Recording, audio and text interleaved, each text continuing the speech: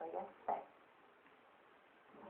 Mirror, mirror on the wall, who is fairest of them all? You are the fairest, but there is another destined to surpass you. Consume her heart, and you shall rule forever. What was it like to say fairest of them all?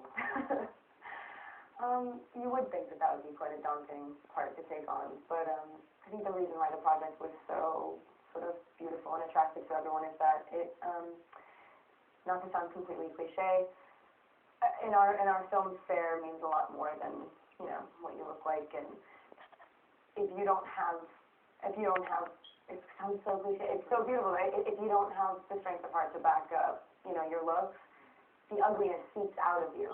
Snow White. No one. She was killed her when she was a child. Are you someone in your own life that's aware of your close side because you're very self-conscious, or because you're like, hey, I'm fit, or whatever? You know, somebody that thinks about it. Right. It was interesting to play somebody that has literally never looked in a mirror. Like, you know, I have to say I don't have like a personal, like very developed relationship with my mirror, but I do feel good when I look in it. I feel okay. And you do some great action in this, some stunts. It was fun. It's hard. They put you through the ringer. Like, I destroyed my thumb, completely pulled every muscle below the waist. Like, I, you know, really ran myself into the ground. You grew up with three brothers. Did you have to sort of fight for yourself? You were a tomboy, or were you one of those little girls that craved pink and could be surrounded by blue? Right. I, you know, clearly was super into Barbie dolls and craved pink. No, definitely not. Because I guess it feels like to us that you grew up on the set of Twilight, but you did always literally grow up on the set, didn't your mum was a script supervisor? I remember seeing kids on set and going, what are they doing here? Are they someone's kids too? And it's like, oh no, those are the actors.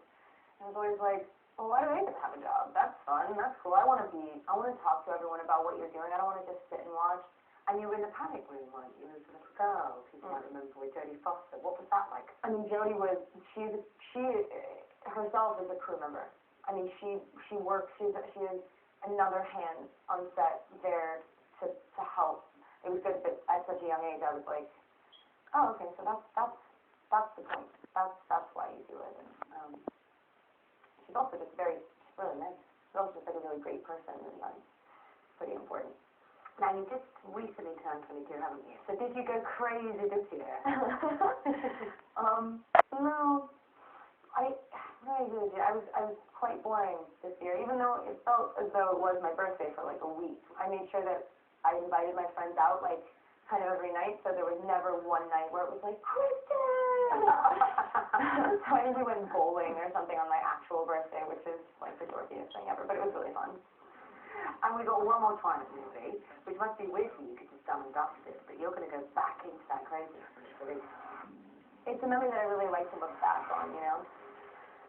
The last time we finished had like such a final note that it was, that's what I remember, and it's something that people always ask me, are you trying to distance yourself, are you trying to break away, find new qualities to prove that you can move beyond it. I loved it. It was just another movie that I did, even though from the outside it looks like this big thing.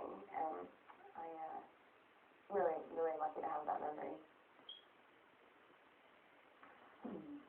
Gorgeous. She was lovely. She was really lovely, yeah. Kind of a deep thinker as well.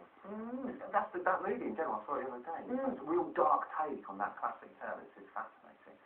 Mirror, mirror on the wall, who's the fairest of them all? Joint awards